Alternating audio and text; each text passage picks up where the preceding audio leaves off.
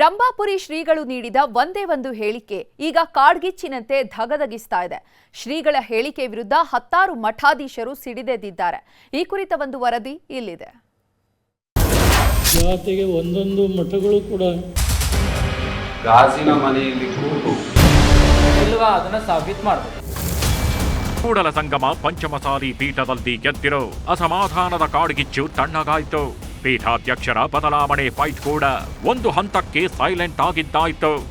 ಈಗ ರಂಭಾಪುರಿ ಶ್ರೀಗಳು ಕೊಟ್ಟ ಒಂದೇ ಒಂದು ಹೇಳಿಕೆ ಸ್ವಾಮೀಜಿಗಳ ಬಳಗವನ್ನೇ ಸಿಡಿದೇಳುವಂತೆ ಮಾಡಿದೆ. ಜಾತಿಗೊಂದು ಮಠಗಳು ಸೃಷ್ಟಿಯಾಗಿರೋದ್ರಿಂದ ಸಮಾಜ ಕಲುಷಿತವಾಗ್ತಿದೆ ಅಂತಿದ್ದಂತೆ ವಿವಿಧ ಮಠಗಳ ಸ್ವಾಮೀಜಿಗಳು ಕೆರಳಿ ಕೆಂಡವಾಗಿದ್ದಾರೆ.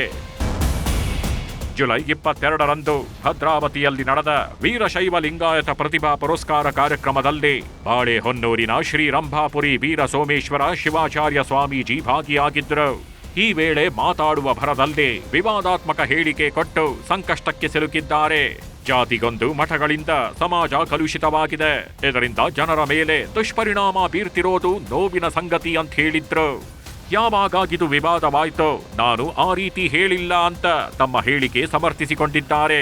ಜಾತಿಗೆ ಒಂದೊಂದು ಮಠಗಳು ಕೂಡ ಅಲ್ಲಲ್ಲಿ ನಿರ್ಮಾಣಗೊಂಡು ಇವತ್ತು ಹೆಚ್ಚು ಕಮ್ಮಿ ಧಾರ್ಮಿಕ ರಂಗ ಮೊದಲುಗೊಂಡು ಎಲ್ಲ ರಂಗಗಳು ಕಲುಷಿತಗೊಂಡಿರುವಂಥದ್ದು ಸತ್ಯವಾದಂಥ ವಿಚಾರ ಹೊರತು ಅದರಲ್ಲಿ ಸುಳ್ಳೇನಿಲ್ಲ.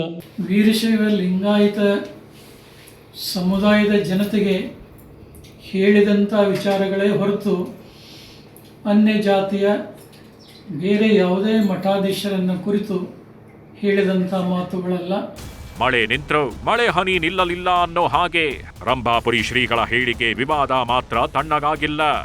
ದಾವಣಗೆರೆಯಲ್ಲಿ ಕಾಗಿನೆಲೆ ಪೀಠ, ಭೋವಿ ಪೀಠ, ಮಾದಾರ ಚೆನ್ನಯ್ಯ ಪೀಠ, ವಾಲ್ಮೀಕಿ ಪೀಠ, ಉಪ್ಪಾರ ಪೀಠ, ಯಾದವ ಪೀಠ, ಈಡಿಗ ಪೀಠ ಸೇರಿದಂತೆ 15ಕ್ಕೂ ಹೆಚ್ಚು ವಿವಿಧ ಹಿಂದೂ ದಲಿತ ಮಠಾಧೀಶರು ಸಭೆ ನಡೆಸಿ ರಂಭಾಪುರಿ ಶ್ರೀ ಹೇಳಿಕೆ ಖಂಡಿಸಿದ್ರು.